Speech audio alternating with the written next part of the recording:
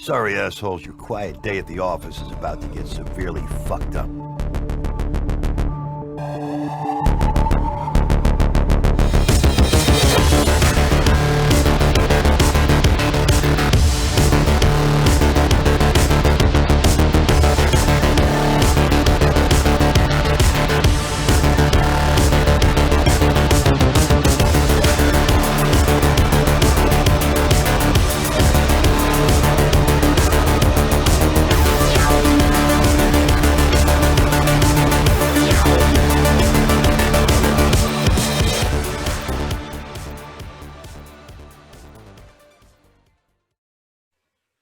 Guys, welcome back to the After Action Review. You know me. I'm Nick Guy, and it has been a minute. I truly apologize. Life gets busy. Work gets busy. The employer starts making demands, and things that I like to do, like this podcast, kind of fall by the wayside. But we're back. We have a slew of new guests lined up. But first up, we have with us Nick Davidson. Nick enlisted in the Army back in 2008, became a scout, and deployed to Afghanistan in 2009, where he partook in the Battle of Kamdesh, which is we just passed the 11th anniversary of, and there's now a major motion picture, The Outpost, that has been released. A lot of people are talking about it.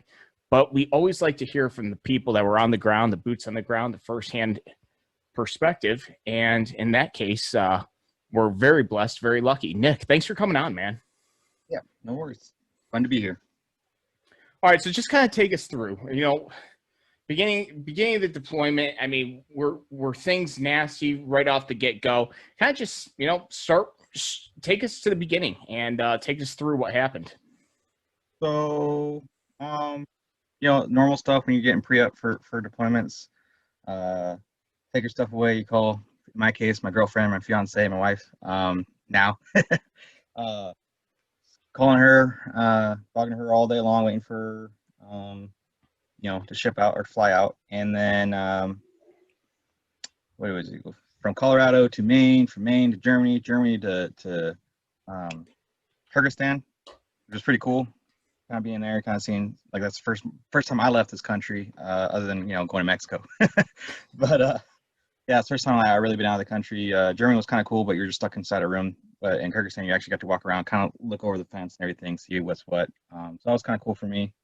And then when we landed in Afghanistan in Bagram, the first thing that we get, they line us all up. We're getting our ISAF patches. We're like, all right, cool. And then they're like, everybody outside.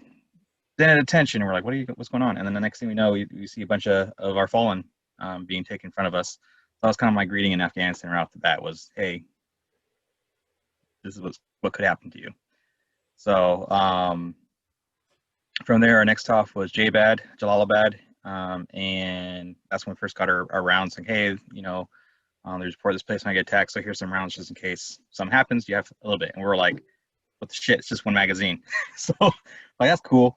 Then we slowly go off chalk by chalk to Keating. A couple went a couple days before. I'm just proud at the time, so I'm not anyone special. So I'm not in the first group or anything. I was in one of the middle groups, and we landed at night, and it was really weird. I thought we were walking up to a castle almost, because I just remember just seeing something towering above me. It turned out it was just a rock that was there. The mountains were way more towering. Like, I thought that was the mountain I heard of, because when we were back in JBAG with the torch group guard, they were saying, hey, you're in a bowl. I'm thinking that's what the bowl they're talking about. And then the next day when I wake up and realize that that's nothing, that's just a little rock. We're in a real bowl with real mountains around us, not just a rock. So first half wasn't too bad though.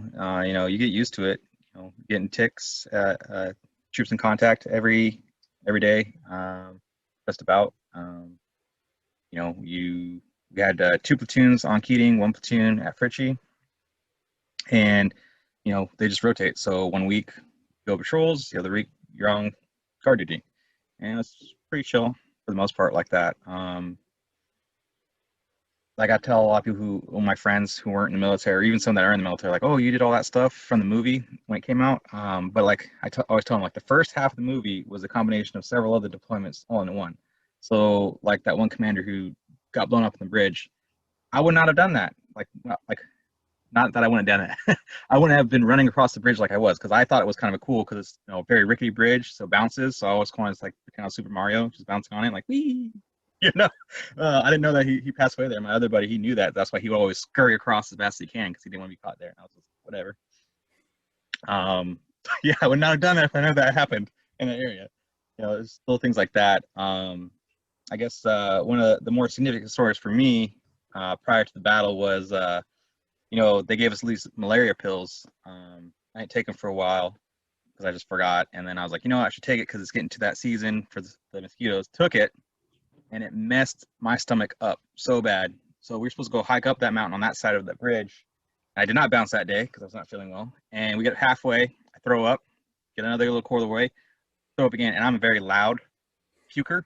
So you could hear me throughout the entire valley. Like even the bottom called up, from the talking, like, hey, what's going on up there? We hear some weird sounds coming from the mountain. Are you guys okay? And he's like, yeah, just, we got a guy puking.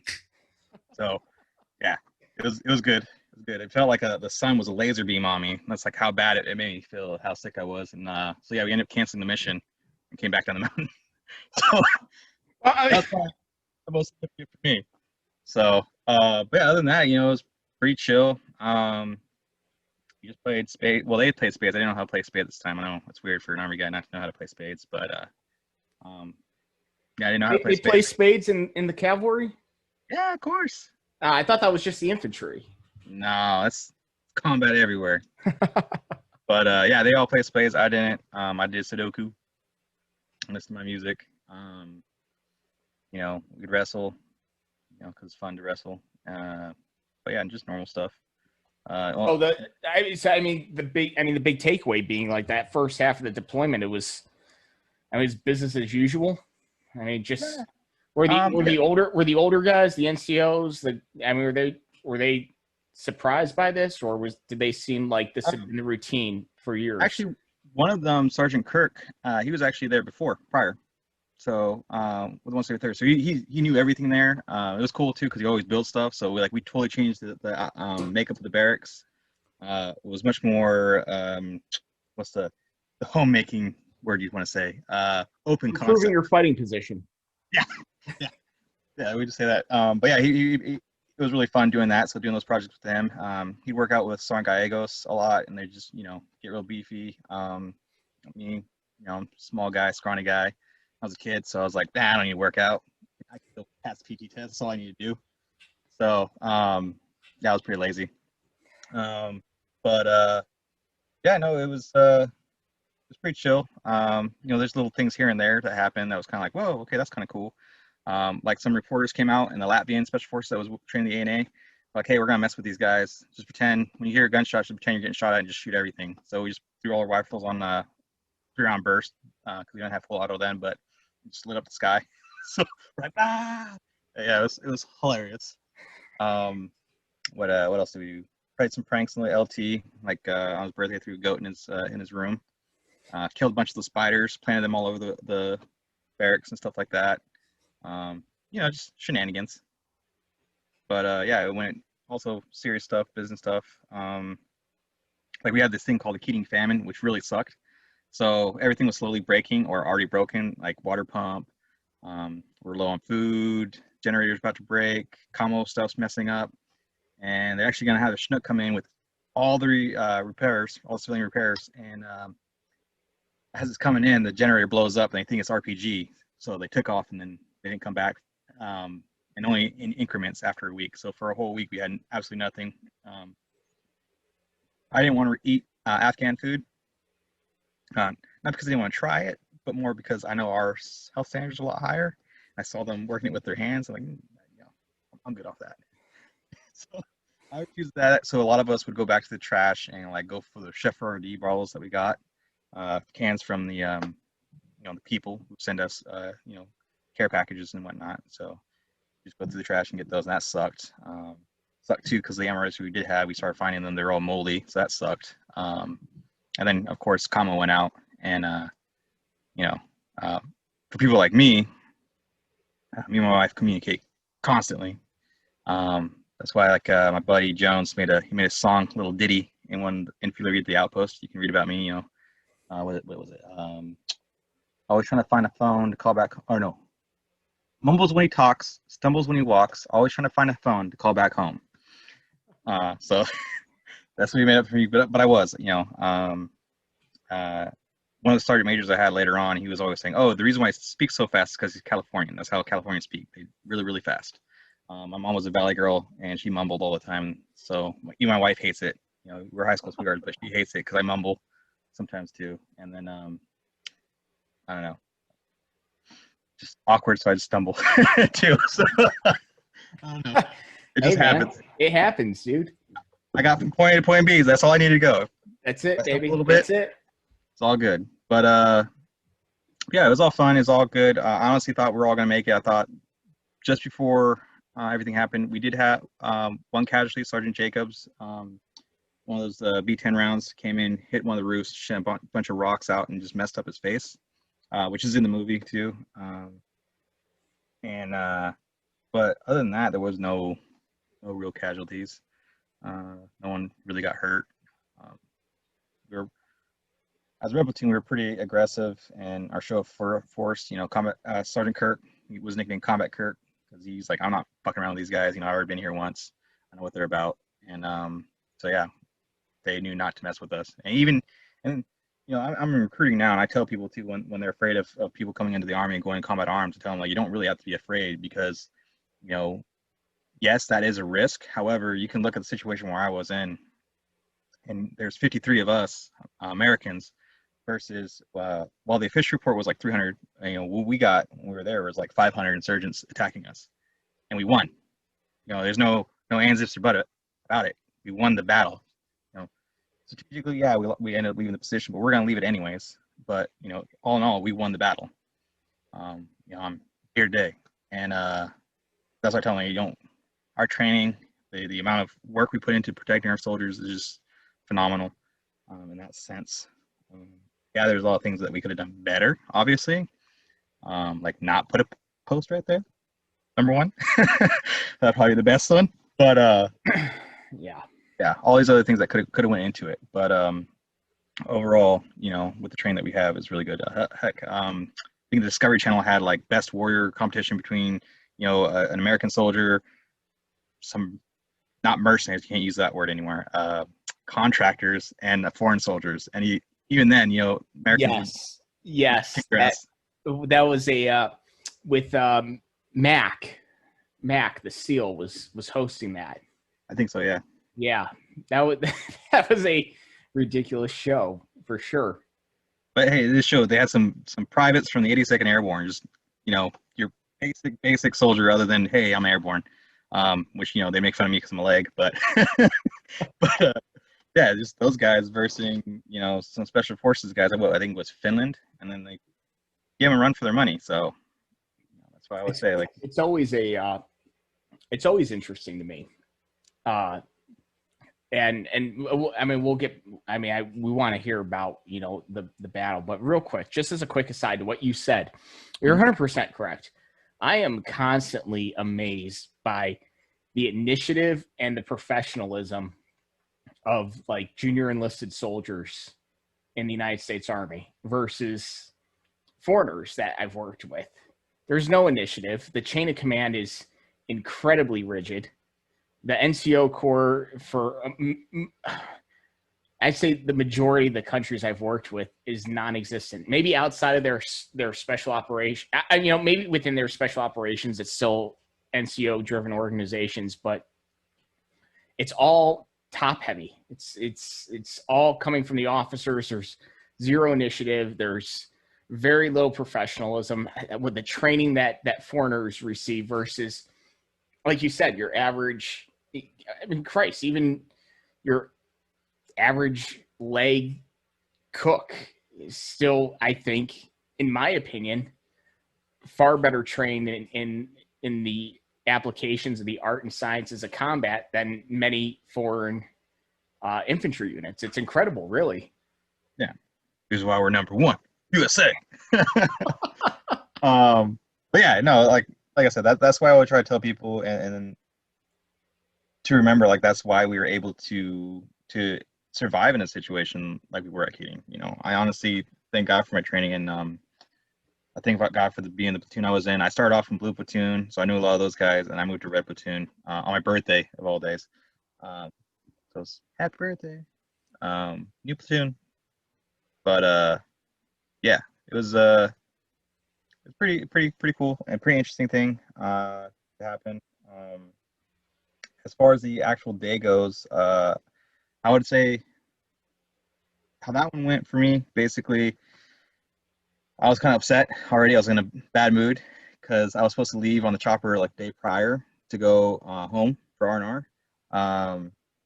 And they're like, no, you can stay back for one more day, you know, do another patrol, and then you can go. I'm like, damn it.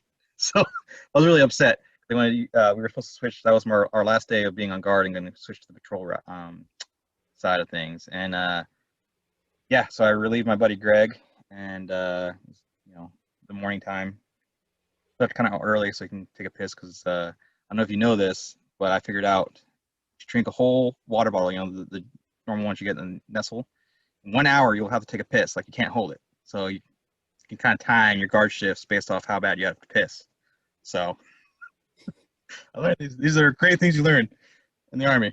But yeah, so I learned that. So I knew he probably had to piss really, really bad. So you know, I relieved him a little early.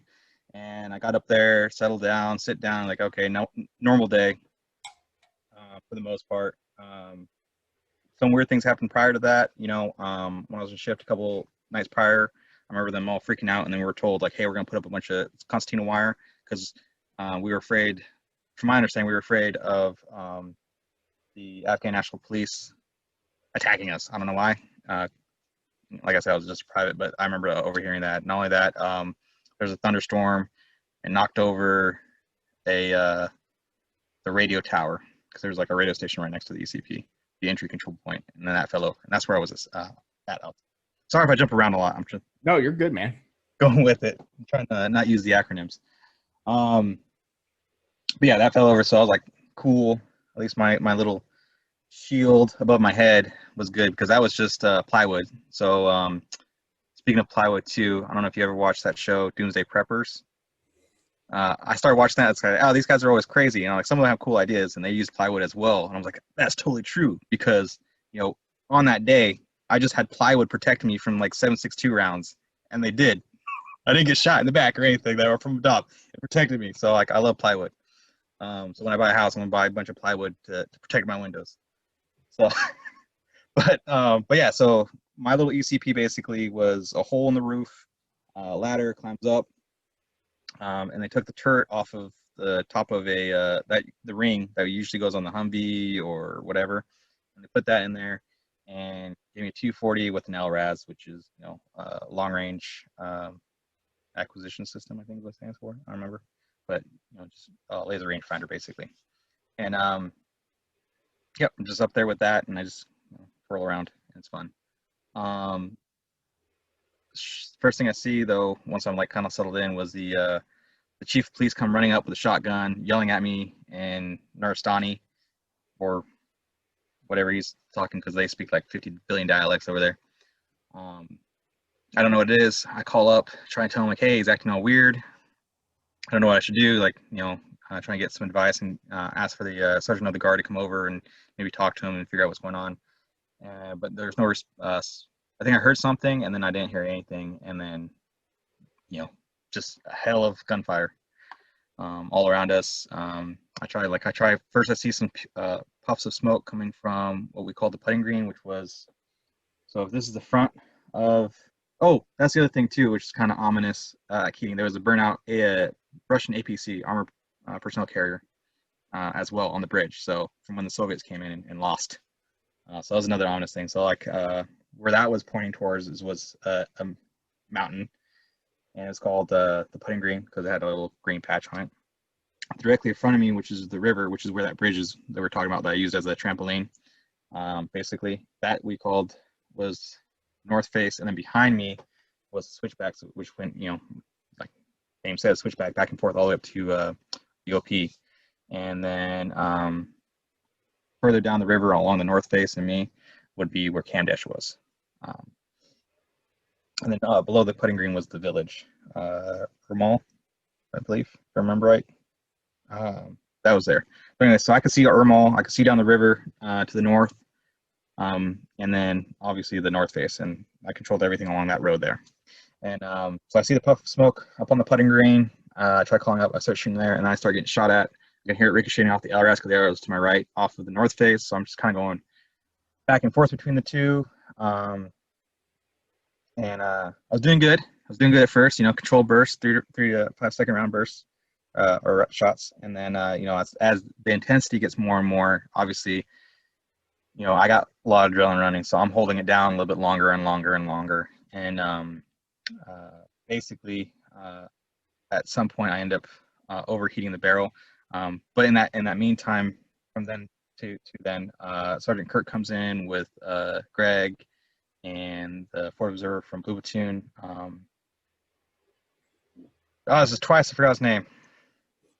Why did man, we used to hang out all the time too, and he gave me a rocking chair for my barracks room, which was awesome. It's gonna come back to me. Sorry, man. Don't be. It's been a while.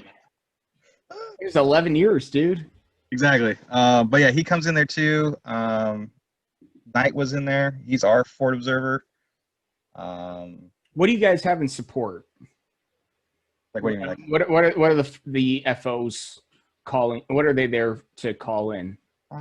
what's the aviation assets when they show up? But primarily they're using from the mortar platoon. They call in for the mortar strikes. Oh, okay. At the time, because I'm sorry. I'm trying to get my bearings based off of. Obviously, I wasn't there. The other time I heard at least part of the story was from Adam Holroyd, who was QRF. So the mortars were up at the other location. So, I wish I had a map. I'm a very visual person. I like to draw maps and everything. So, but you guys can find it online too. But basically, so from the ECP, if you come straight in to the left is where our ammo point is and all the barracks and the first aid station. Like if you watch the movie too, it kind of shows that to the left is all that stuff. Straight ahead is the motor pit for the A&A, which they never used, and where our showers were and the pistons were. So it was good for them.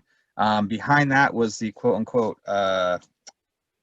mechanic shed, which they wasn't used because we didn't use our vehicles for that. We used our vehicles as towers. And then, again, if you're looking into the COP from the ACP, to the right of that was the mortar pit for us.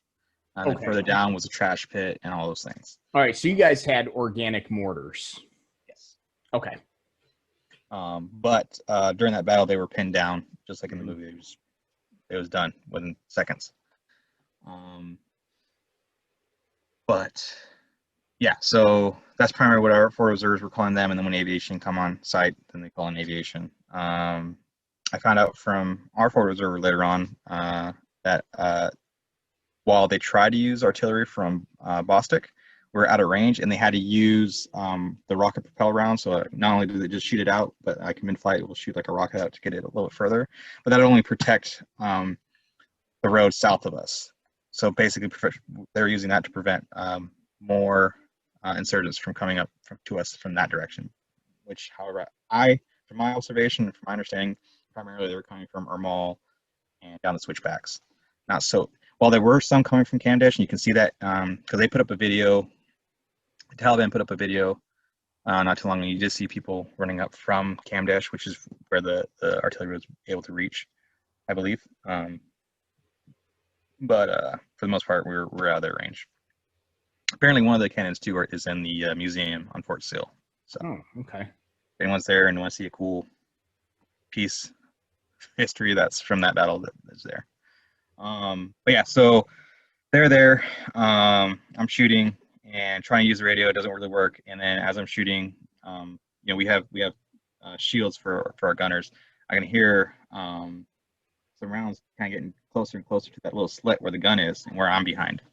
And that's when my weapon jams. And at first, I was like pissed because it jammed, obviously. And I thought like maybe I could try to open it up, throw some more ammo in it. Maybe I was out of ammo. And I realized that I could still see the link.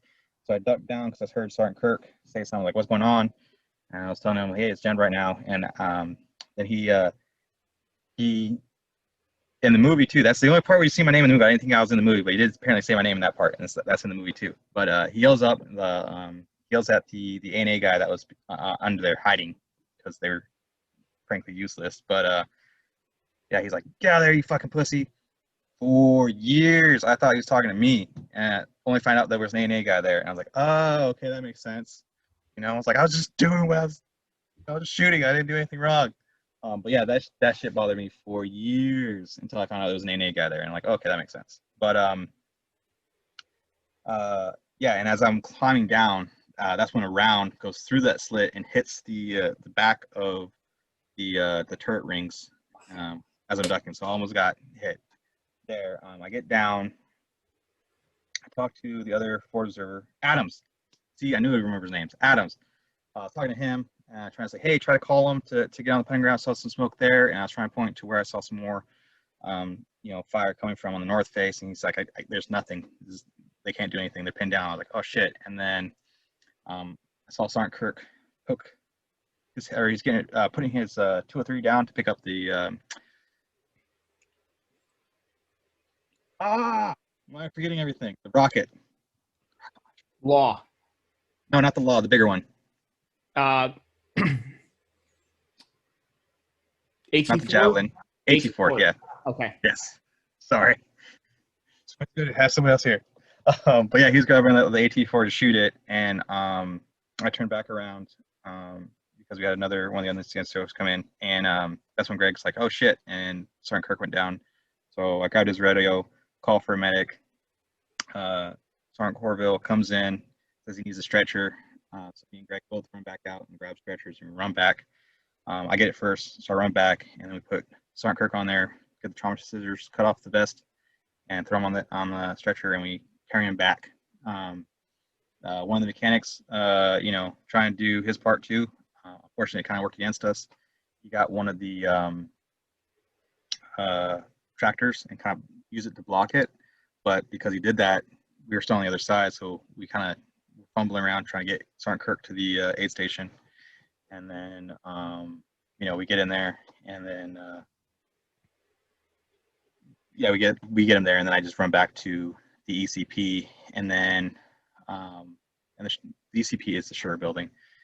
So we're in there, and rounds are hitting everything. So we're getting hit with mortar rounds, B-10 rounds, RPG rounds, everything, and you can start seeing the rock starting to get pushed in a little bit. And then that other sergeant that was with us, a round goes through the roof, and he just disappears in smoke, and we're like, oh shit. And we asked if he's okay, and he's like, yeah, I'm fine. So I stick my hand behind his vest to see if there's any blood on him, because it was like a round came in, like there's a hole in the roof now, but he was fine.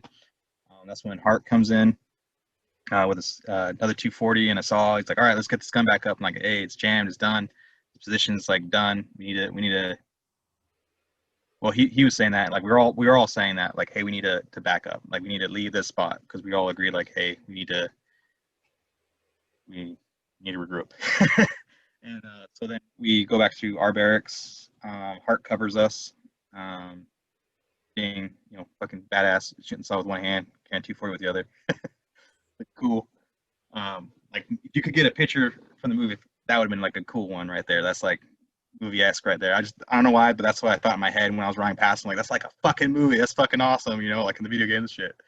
And so yeah, we go into our barracks, trying to figure out what's going on, and kind of just told, like, hey, we're waiting for orders. And then so we decided to, well, at the very least, we'll prepare to die here, so we all just kind of like went to the sides and hid behind our little cubbies and stuff like that, and just aiming at the doors, getting ready to shoot the doors, because one of our incidents that was there, when we come back around, he was just shocked because there was an insurgent right behind us coming around the corner, and they just kind of looked at each other and just started shooting at each other. So he's like throwing grenades down there.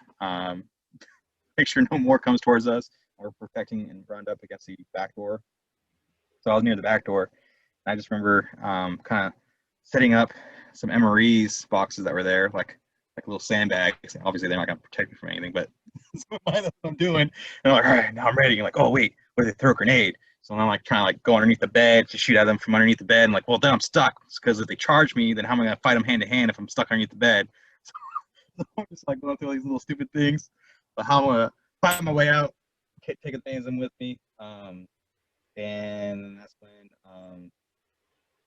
Sergeant Romache, he comes in. It's like, hey, we're gonna take this bitch back, and he grabs a couple of guys. One of them being Jones, and they go out and fuck some shit up.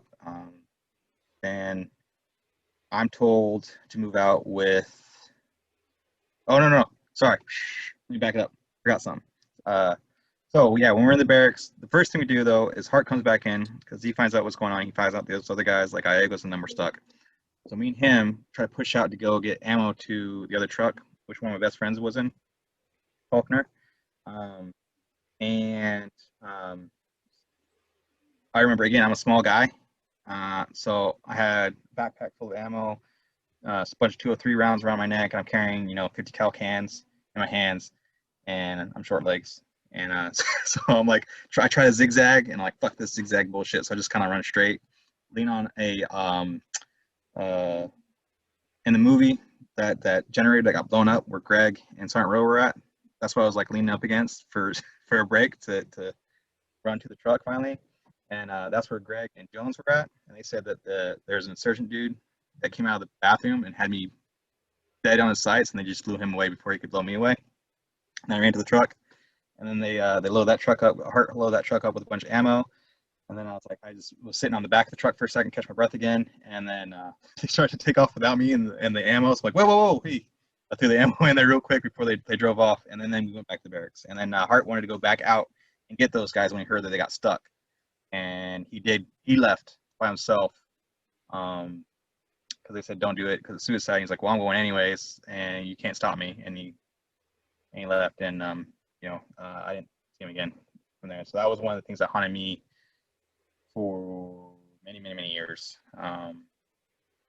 Because I always felt bad because, like I said, I went out with him the first time and then I go out with him the second time. And then that's when we started preparing, like, hey, we're all going to die. Let's build my MRE fighting position, for lack of a better word. And then, it was just interesting there because in that point, too, other things happen. And whenever you're getting excited, people who play sports, that last 2 minutes or 30 seconds of a game, things kind of slow down, but at the same time, they're very, very fast. That's the same kind of thing that's happened to us. So while things are happening, it's also kind of slow. So it felt like I was sitting there forever trying to figure out moving different things and doing my little positions. And in that, at the same time, it seemed very, very short. But in that time, too, like, I remember a couple of NA guys ran in. We almost shot them all. We realized they were NA, and they were like, oh, shit. They didn't have any weapons. We're like, what the fuck? And then we're like, get the fuck out of here. This is not your barracks. Go get out. And then the Latvians came in. They're like, fucking throw those motherfuckers out. And you could hear them, the other one, like grabbing them and literally picking them up and throwing them to go fight. He's like, you're going to fight for your fucking country. This is your country, not ours. And that was pretty funny. Yeah, those guys were useless. How much time passed between when you were in the ECP and you guys first started taking rounds to insurgents in the wire to you Alamoing the barracks with fucking MRE boxes? Because that, first off, I know you kind of glossed over that. That's a situation is all fucked up. Like you said, you guys were prepared to make your final stand behind MRE boxes in the fucking barracks, Alamoing with fucking MRE boxes. How much time had progressed between those three things? ECP, you first started taking contact, to insurgents in the wire, to Alamoing in the barracks. So I was probably on the ECP for 5 to 15 minutes before I saw the guy show up, and then it was probably like 5 minutes after that when then we started getting shot at. Okay. And then it was probably 15 to 20 minutes probably after that when we left the ECP. And I did a quick run with Hart out there and back. That was, it was, got to the barracks. Hart was like, hey, they need ammo. Or we go over the bridge, they need ammo. Hart's like, I'll go. Davidson, you come with me. And we went out and we came right back. And that was probably, a 5-minute trip max, maybe. Because we were pretty quick. I know I kind of said it was kind of slow, but it was pretty quick. And then we were back in there, and then Alamoing, and then probably, I don't know, at most 15 more minutes. So probably all in all, like this is an hour into the battle, at most. And so that's where we were at. And like I said, Sergeant Rowe came in, and you're like, we're going to push back out.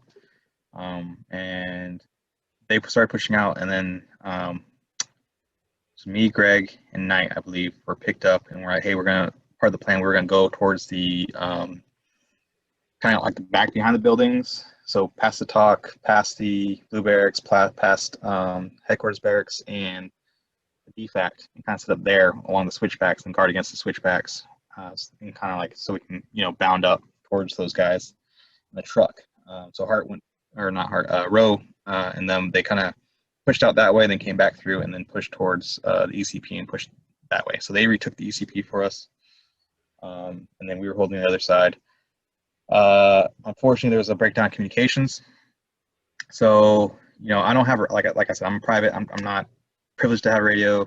They gave me radio, and then we were kind of stuck there. And the last order we got was, hey, hold this position. That was it. So we didn't know what we were supposed to do. So unfortunately, we did not bound further up towards the mechanic shed like we were supposed to. But we stayed there for a while, fighting off stuff.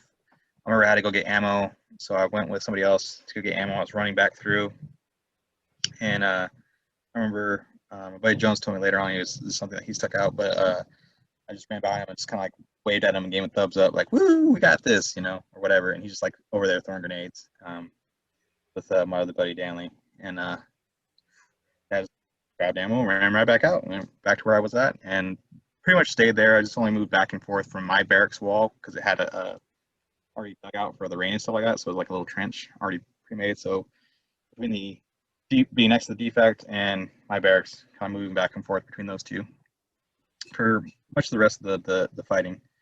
I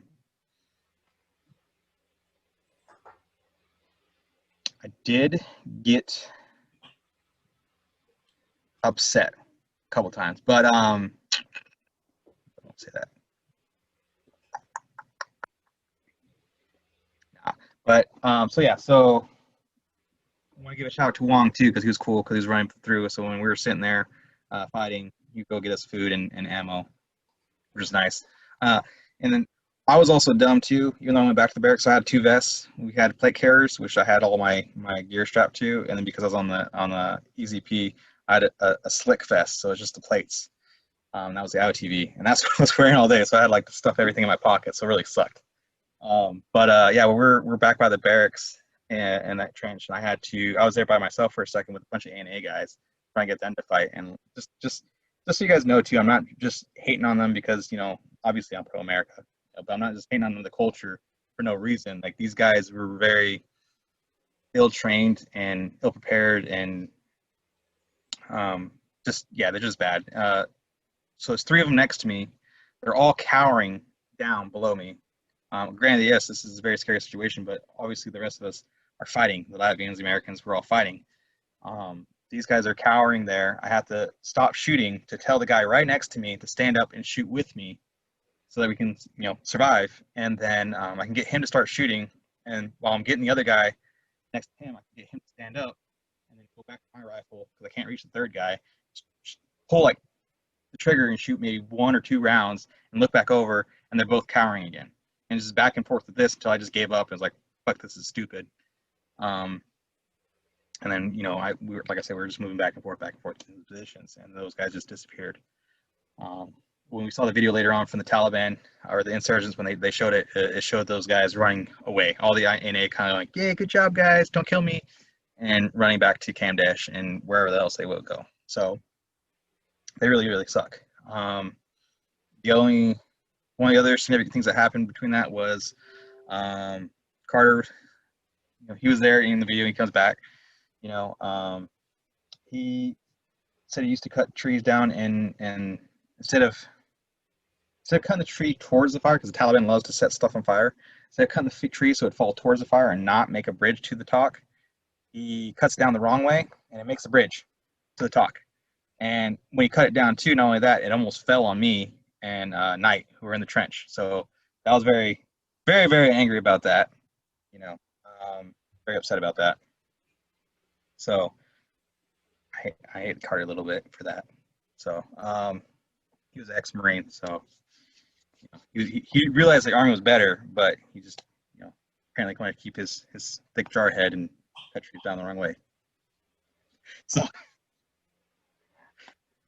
want to give that to you. I said I was gonna sneak it in there, Nick. I was waiting for it. Yeah. So we're just doing that back and forth. Obviously, tree got in the way, so I was no longer able to go back to that spot because you can't really see past the tree, and it can branch into you. So I went back to the defect side. Either before or after that, I remember we ran across one of the privates from Blue Platoon, Rogers, walking around over there, and we're like, dude, come over here and you're gonna fight with us. So because he was like, I don't know what he was doing, but he was just walking around. And then we were pretty much there for the rest of the night, just shooting guys off of us. Every once in a while, one would come up and tell us what's going on. We get information about what's going on. One of the cool things that I thought was cool was that's when those new infrared night vision goggles were coming out. So we were like, for the first 10 minutes, we're like, oh, it's so fucking cool. And then after realizing the batteries died really quick, we're like, oh, this shit sucks. So we went back to regular night vision with the green.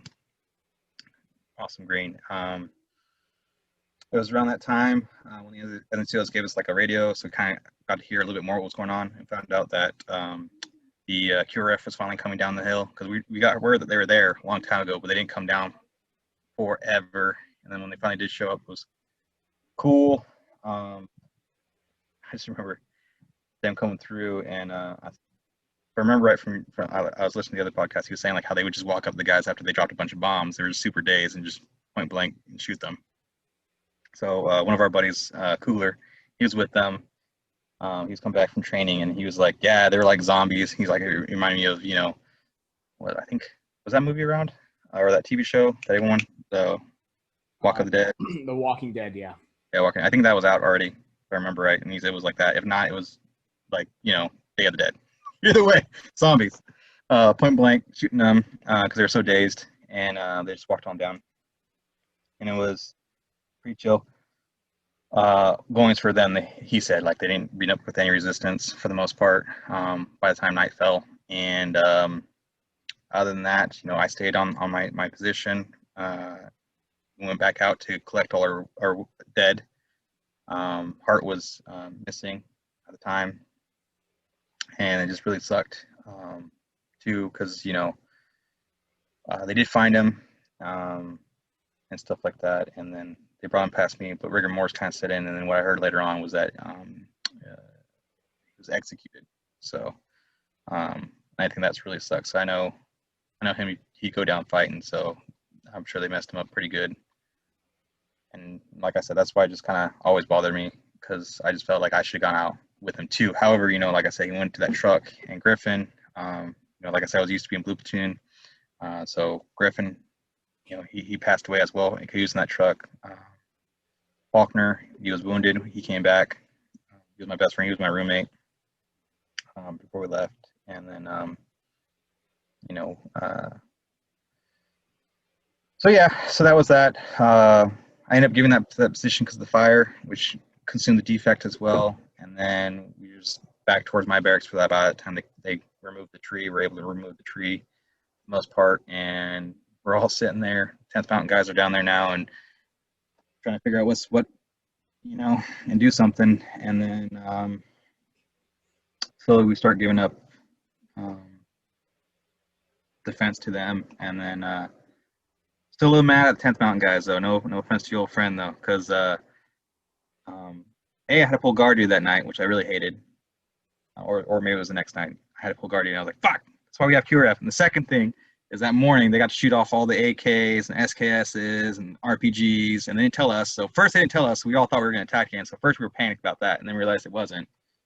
And then they shot it. We went back to sleep, and then they shot some more, and then we're like, all right, well, we want to shoot some. And they're like, no, we have to destroy them. I was pissed because, to this day I still have not fired an AK. It's like I just want to shoot an AK or SKS or something, I like shooting. I want to shoot some of these Cold War stuff. And they have some really cool stuff too. I was reading the magazine. They have like Lee Enfields and stuff like that from one of the Anglo-Afghan wars, which is worth like, at the time was $2,000. I'm sure it's worth like $4,000 even if it's in shitty condition. So really, that's why I'm hating those 10th Mountain guys because they didn't get to shoot nothing. But yeah, other than that, while the official report said they picked us up the next night, obviously I kind of alluded earlier, we cannot leave for like 3 nights. 3 days later, maybe 3 days later. I think it was 2 days and 3 nights because I remember the people of Kamdesh were getting very upset. I know, like in Islam, you have to bury your dead within 3 days. So they're getting upset about that. We also did do a patrol back into Ramal. So Blue Platoon went into Ramal, and Red Platoon we set up a observation point above them to cover them.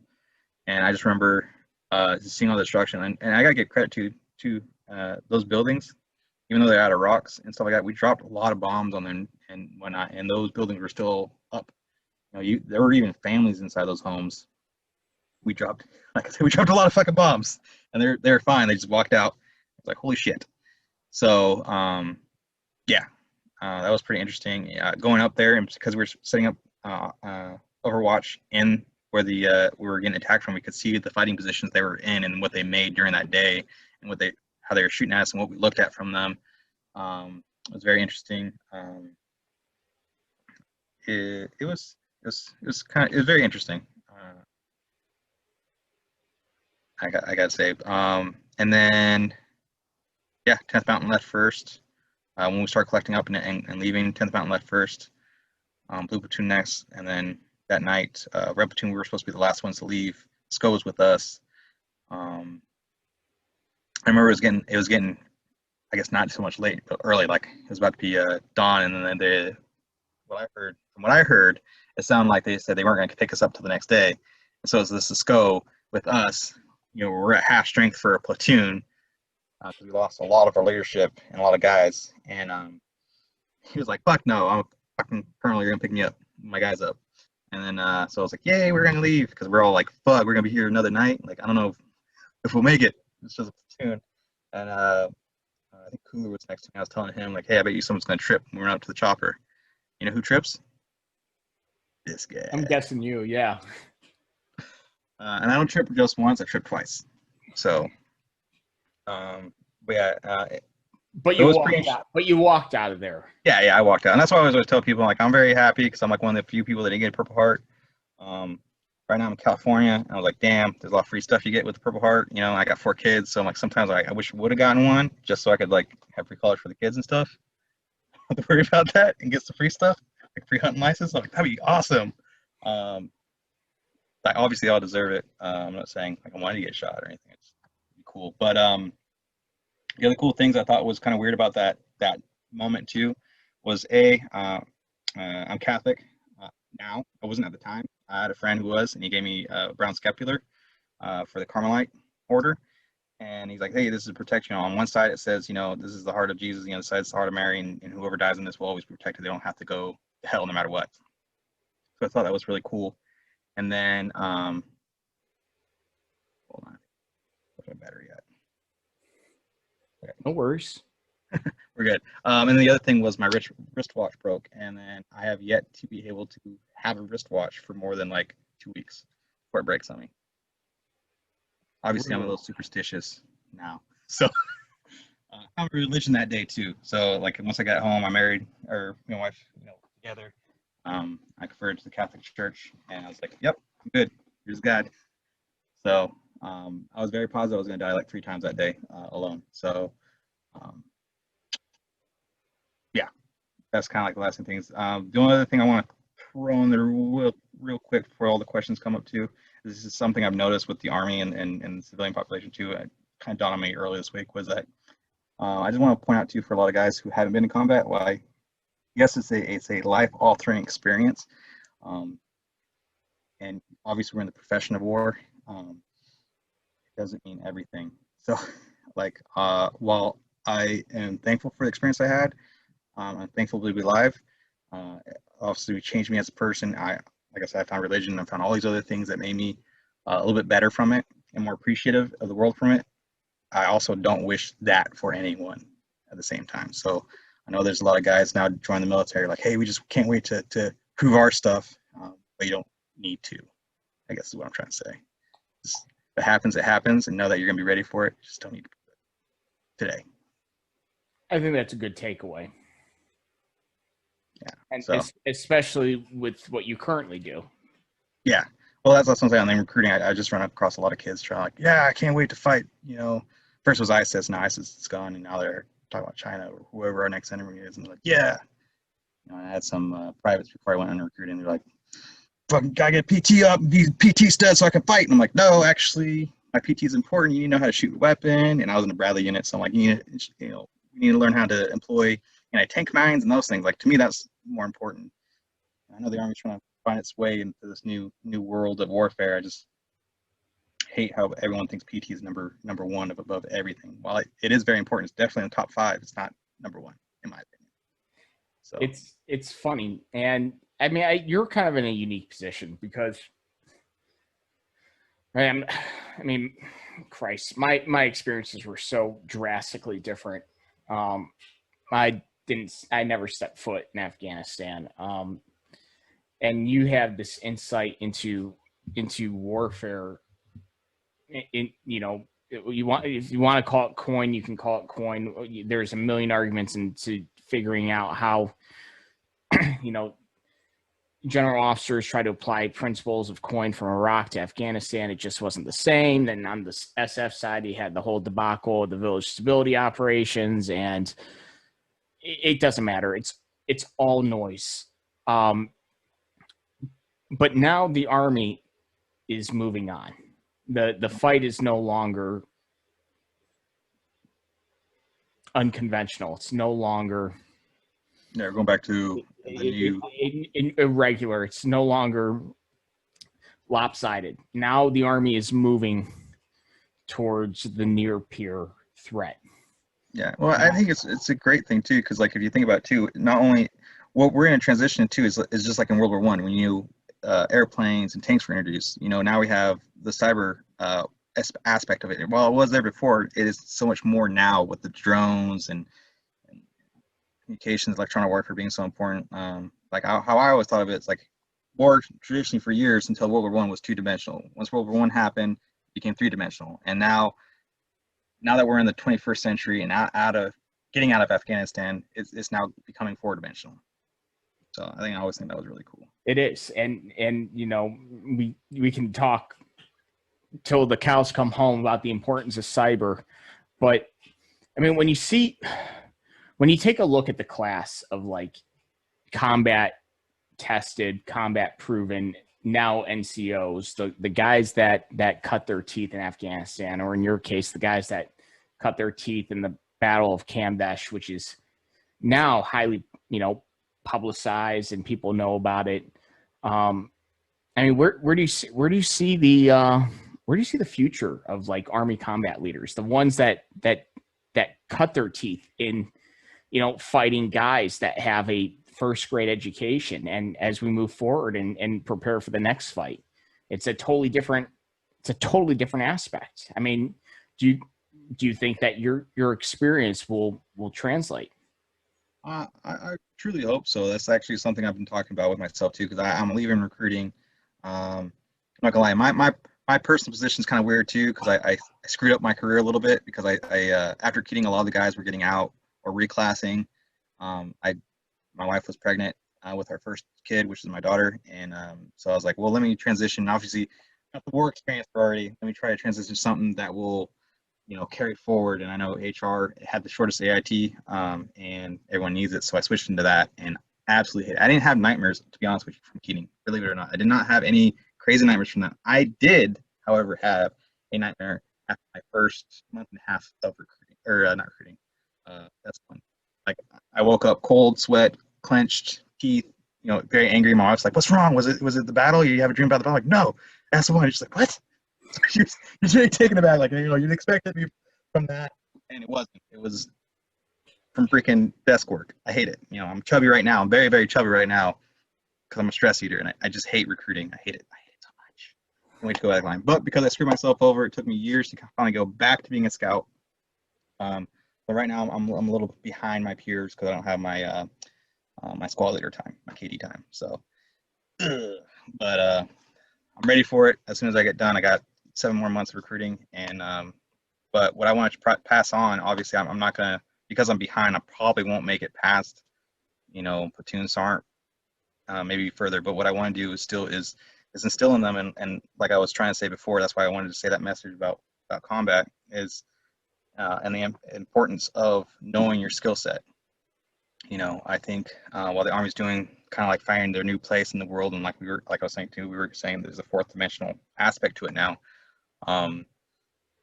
That's why they came with this new Army combat fitness test and stuff like that. Is keeping the experience alive, at the same time preparing us for the next stage, which is, from what I read, everyone expecting it to be kind of a combination of coin and symmetrical and asymmetrical, and like all of the little terms they want to use together. So like it would be expected, like our near peer like Russia or China would use insurgent operations against us as well in the next war. And so that's why you have to know your basics. You have to know how you have to be aggressive. You have to know your basics. You have to, if you're in a Bradley unit, you need to know how to defend yourself with anti-tank mines, because if they're going to have tanks that with you, you need to know how to implement that.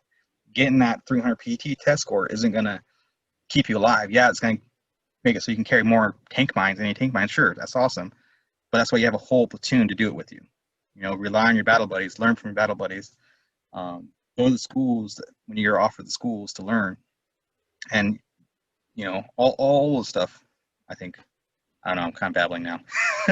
So, no, I mean, that's all right. I mean, I wanted your thoughts. I mean, you and your experiences. I mean, you experienced probably the worst that war had to offer as a PFC, and one of the things that kind of just, the overarching theme that I took away from that was, and again, this is kind of new to me, so I like hearing this. It's a new perspective to me. But like as a PFC, you don't have a radio, so all you could concern yourself in and with is exactly what's in front of you.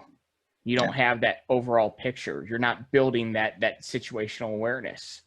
And in combat, that can be, I think that would probably be the most terrifying aspect of that is just having none of that situational awareness. And that's why you rely on your NCO Corps and things like that. Yeah, I was about to say that. Like, I'm just very, very grateful. Like I was saying too, I'm very grateful I was in Red Platoon. I'm very grateful for leadership of Sergeant Rowe, Sergeant Larson. He was my team leader. Sergeant Rowe was my squad leader, and all the other NCOs, Sergeant Kirk, Sergeant Gallegos, Raz, everybody, Avalos, all of them. Stanley, they're all amazing NCOs that I had there. Gallegos, we trained really, really hard there. Like, when we were back in Carson, we did a lot of PT, but that wasn't our only focus. When we did our hit pocket training, we would actually go on patrols, pretend like we're on an actual patrol. We would go out and talk about setting up stuff, and we made a game out of it. Like, one of the things, like my buddy Greg, he still does with his soldiers, that we did back there. We just got the new tripod out, so we would, like, whoever sets us up the fastest will get to leave, a little bit early for the day. And so we're having competitions with the AGs and the gunners about just running as fast as we can. We basically boomerang that shit. Set it up, and so we had it up real quick, and while that was fun, and yes, we got a reward out of it. Bottom line was we just got a really great skill set, which was implementing a 240 system and setting it up within, like, I think our time was like 10 seconds, 12 seconds, something like that, which is pretty good. Maybe even quick. I don't know. I'd ask Greg. He's probably gonna do it like 7 seconds now, 5 seconds now. So all those things like combine, like, you can make the training fun. You can do the fun things. We have those abilities. I just don't want our future leaders and our soldiers to think that only doing push-ups, sit-ups, and a run, or now deadlifts, ball toss, sprint drag carry, and all the new stuff, that's all that matters for a soldier, for a warrior. And that's the other thing I hate too, is like, change the stupid PLDC from PLDC to WLC to Warrior Leaders course, and we gotta make PC basic leaders course and all this stuff. It's like it's okay to be aggressive. That's what our business is. As a combat soldier, I should be aggressive. Aggressiveness keeps me alive, but with a cool head. Yeah, no, absolutely. I mean, PT is just at this point, it should just be an assumption. You're in the business of war. You should maintain your physical readiness. You're absolutely right. Your combat skills, your soldier level 1 skills, your first aid, your marksmanship, your patrolling, your employment of weapon systems. Those are incredibly important. And I mean, I guess that is the big takeaway, even as an NCO moving forward.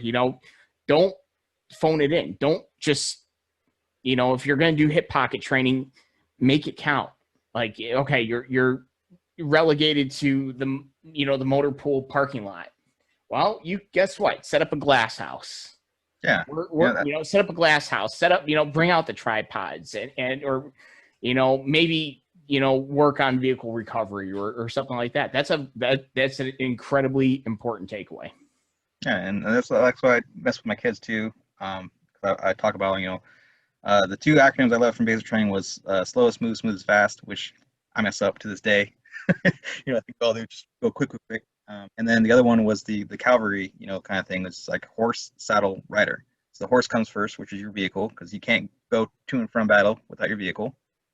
You need your equipment to keep you alive, and you have to take care of yourself, because what good are you if you can't organize use that equipment or carry it? So that the only other takeaway I did, which is purely personal, not more for the whole Army, I hope the whole Army does it, is that I really want a bayonet. I keep telling every unit I PCS from, like, hey, my going away gift, I want a freaking bayonet. No one's got it for me yet. Damn, dude. Yeah, I know. It sucks. I always miss out. I got bad luck. So I always joke around I was cursed by gypsies. But my dad had bad luck. I had bad luck. The only thing I got good on was my wife and the kids. So life skills, super lucky. Little things, not so much. But yeah, I want a bayonet because, like I said, the Taliban, the insurgents, they were that close where we could have gone hand in hand with them.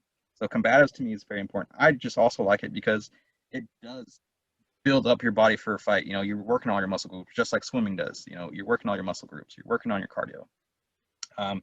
And knowing how to use those basic things like your knife and stuff like that. The Army's always stretching land navigation in case everything breaks. Well, why not talk about when we don't have weapons and we're in close combat, using your hands and your fists and your knives and stuff like that for fighting as well, which I'm sure you go over, because I remember when I was working with 7th Group, they all talk about it too. They're like, yeah, that's why I got to finally do combatives with you guys. So I was like, yes, finally.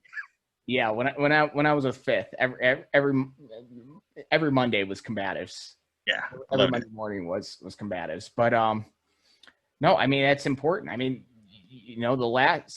the last time we went up against a peer, and Korea, let's say Korea was considered a near peer, mainly because they were backed by the Chinese. But you go against that peer, and you kind of return to that symmetrical and conventional warfare. It always seemed to devolve into the hand-to-hand. So that's probably something that we should keep in mind moving forward. Keep that warrior mindset going.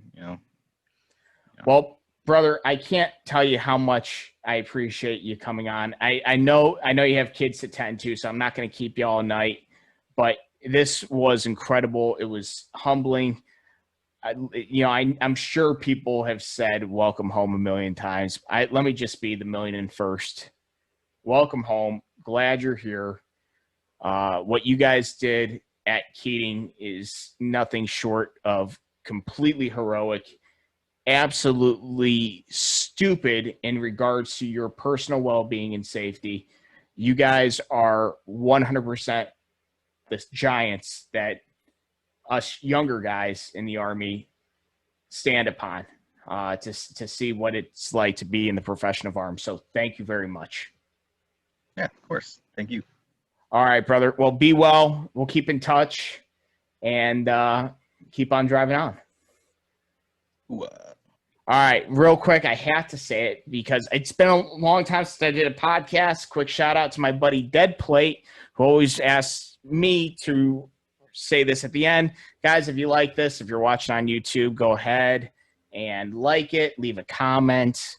I'll do my best to respond to them moving forward. If you guys are listening on Spotify, iTunes, a great review or 5-star review goes a long way. It helps push the podcast